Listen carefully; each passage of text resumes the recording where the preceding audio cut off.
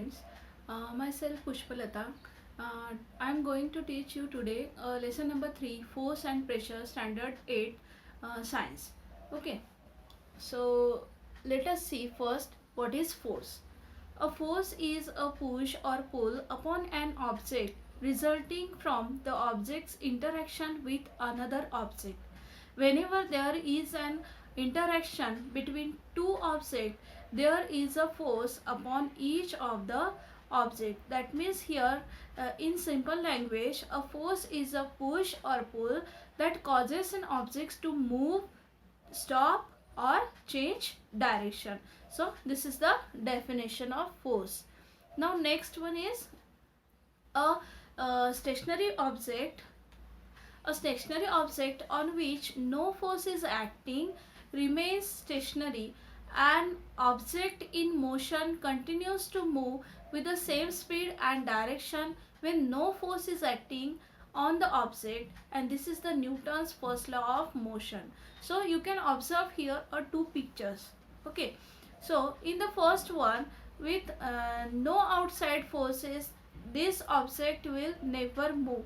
In first one figure you can see that what object is remain in its original position. Okay, it cannot be moved because of there is no any outside forces. Okay, in second one figure, with no outside forces, this object will never stop. Okay, so in second one figure there is also the object which is in motion that never stop. Why? Because there is no outside forces. So this is the Newton's law, first law of motion. Now next one, there is given some examples of motion of force. So first one example, you can observe here are three pictures. That in first one, what is given? A car moves in forward direction when a man applies force from behind. Okay, that means in there a man applied a force to move a car from behind. Now second one, a reluctant dog is being pulled by his master. And in third one figure, a boy playing football is kicking the ball away. A force acts on two bodies through an interaction between them. That means from these three examples, we can say that a force acts on two bodies through an interaction between them. That means the force is act when or apply when the interaction between two bodies are there. So then only then the force acts on the two bodies. Now the next one, what is given? The contact force. What is the definition of contact force? A force is seen to act through a direct contact of the object or via one more object. Such a force is called as a contact force. In first one example, you can see there a car moves in a forward direction when a man applied some force from behind.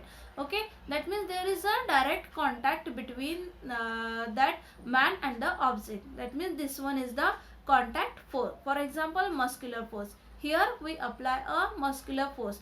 Hence, therefore, muscular force is the example of the contact force. Now next one, there is given also some examples that the three figures are there. In first one figure, iron nails get attracted to the poles of a magnet due to magnetic force. We know that iron's nails are attracted by the magnet. Okay, due to magnetic force is there.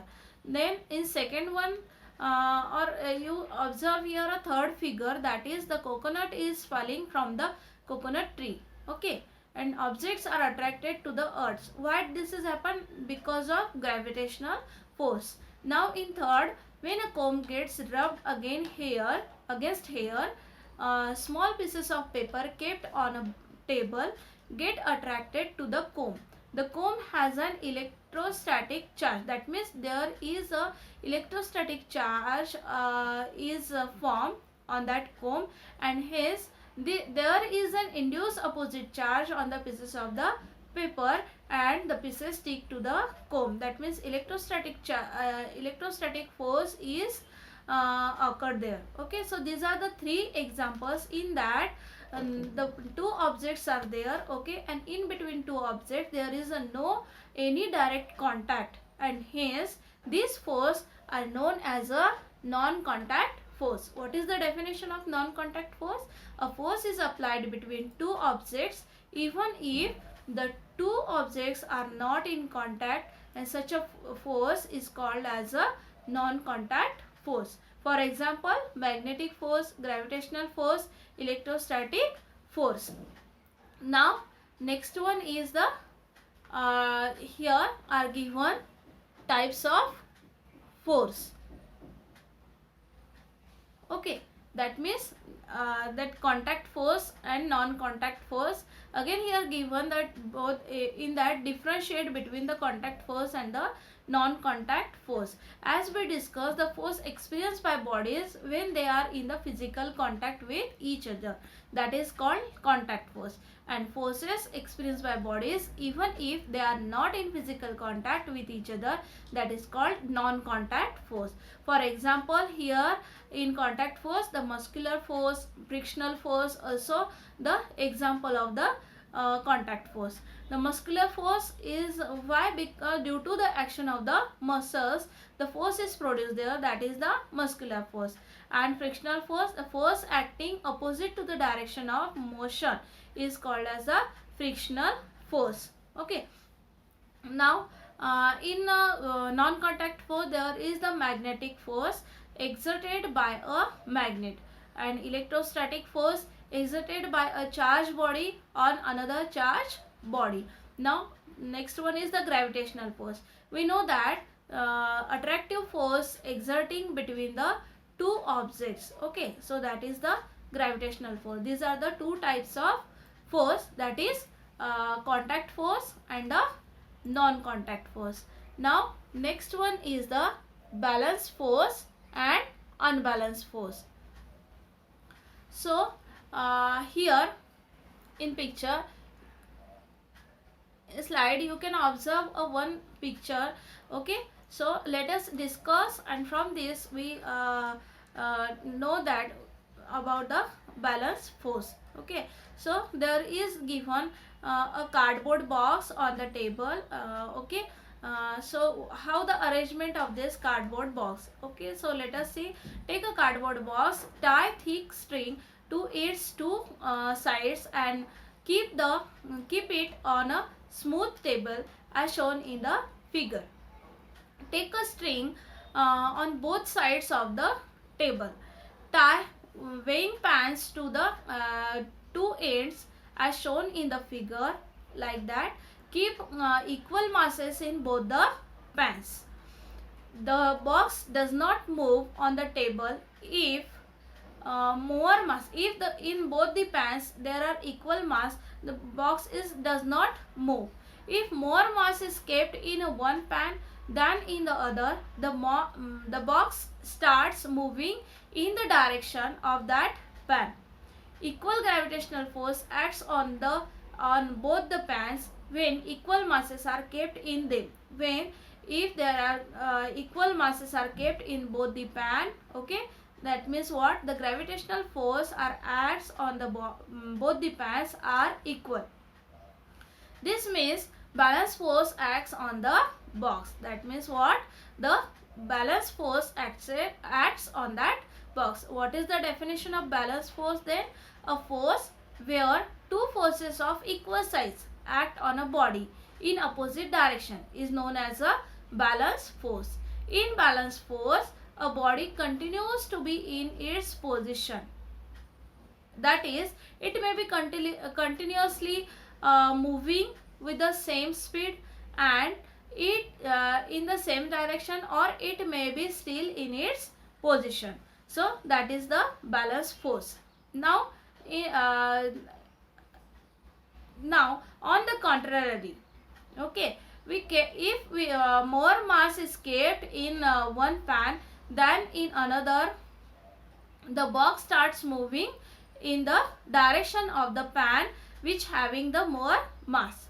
when unequal forces are applied to the box on the two sides, an unbalanced force acts on the box, resulting in imparting motion to the box. That means if we keep the more mass in a one pan, the box will move towards that pan, okay, which having the more mass. That is called a force is act on that box, that is the unbalanced force. That means what is the unbalanced force? A force where two forces acting in opposing direction on a body are not equal in magnitude and in size is known as a unbalanced force. In an unbalanced force, a body changes its position. That means we can observe a moving object changing its direction, either increasing the speed or decreasing the speed, and a body at rest starts to move and vice versa. Okay, so this is the unbalanced force. Now next here one another example is given in that balanced and unbalanced force. What is that example? The children are playing tug of war, pull the rope in their respective direction. You can observe two figures, which is one is the balanced force and another one is the unbalanced force. So what happened in balanced force? If the pull of the force is equal on the two sides, okay, the rope does not move anywhere. That means the force in which the net force equals to 0, okay, and there is no motion of that particular rope. So that is called balanced force. That means a balanced force with no motion in the first one figure. And in second one, what is given in that? If the force is more on one side, the rope moves in that direction.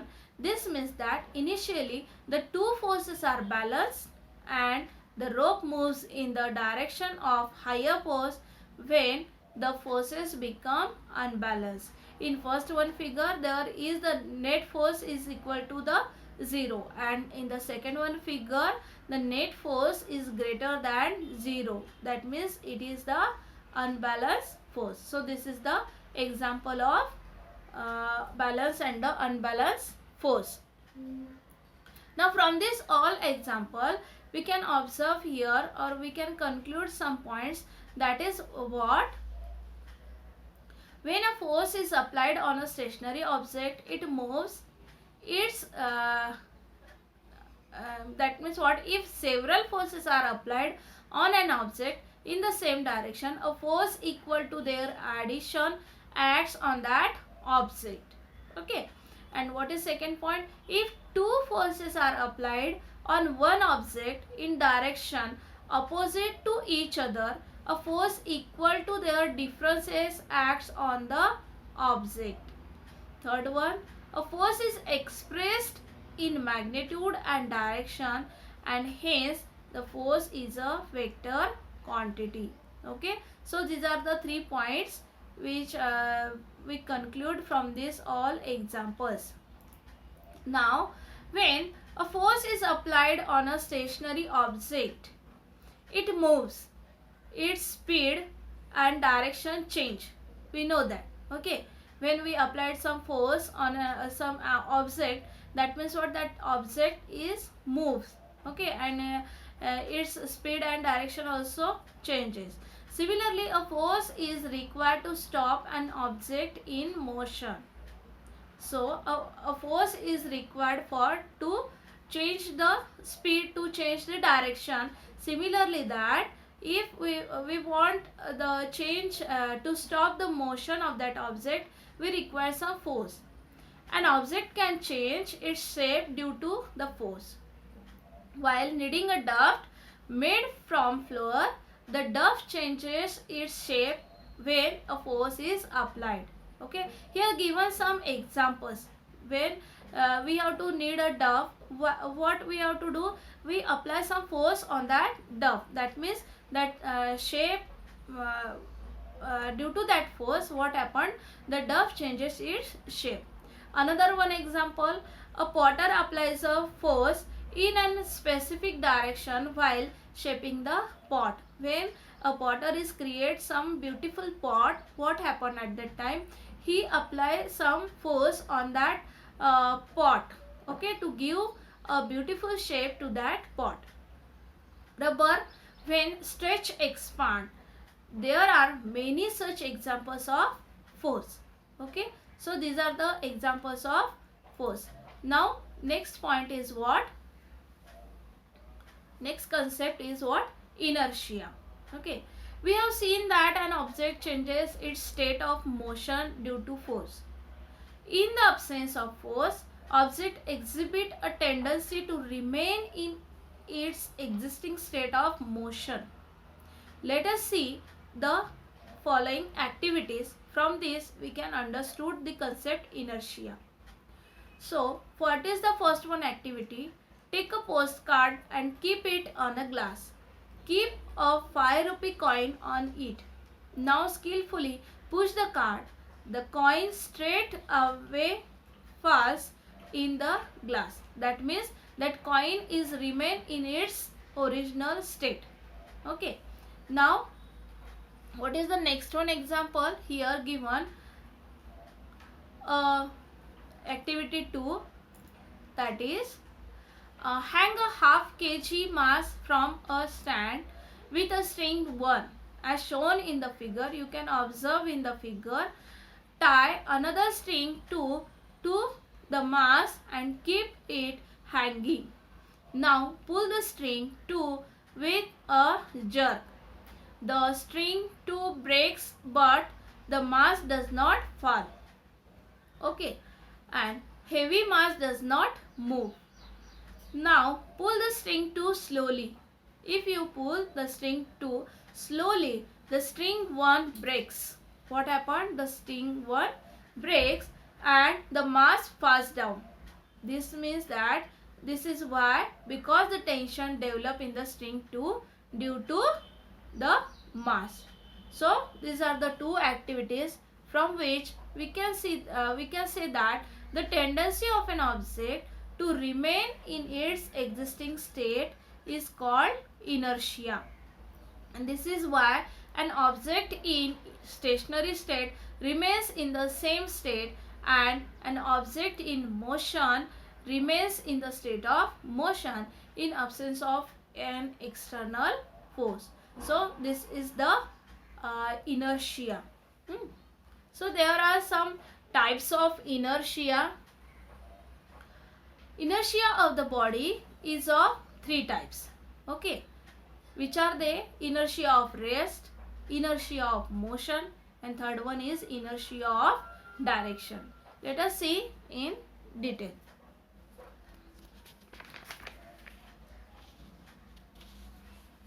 So first one is inertia of rest. In it, a body can't change its state of rest by itself. That means in that a body can't change its original position. It remains at its original position. Okay. Now second one, inertia of motion. In it, a body can change its state of motion by itself. In that, what happened? The body can't change its state of motion by itself. For example, if you see a revolving electric fan continues to revolve even if after it is switched off. Okay, when we switch off the fan, after that he revolve, okay, after for some time. So that is the inertia of motion. Now third one is inertia of direction. In it, a body can change its direction on its own, moving in uniform motion. For example, if a vehicle in a motion along a straight line suddenly turns, okay, the passengers sitting in it are thrown opposite to the direction of the turning. When a vehicle is run on the road, what happened? And if a suddenly turn is there, what happened?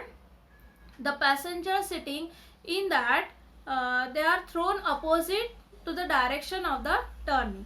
Okay, that means the turn is like this. So passengers, the direction of the passenger will be like this. Okay, so this is the inertia of the direction. So these are the three types of inertia: inertia of rest, inertia of motion, inertia of direction. Okay, so this is all about the types of inertia, and that we discuss here the force, that is contact force, non-contact force, then balance force, unbalanced force, all about that. Okay, now write down here homework. What is the first question? What is Newton's first law of motion? Now second one is define a force. Third one question is what are the types of inertia? Now only we discuss. Fourth one is write the difference between contact force and non-contact force. Second one is balance force and unbalanced force. So this is the homework for this part of the lesson number 3, force and pressure. Okay, so write down that homework in your HW. Okay,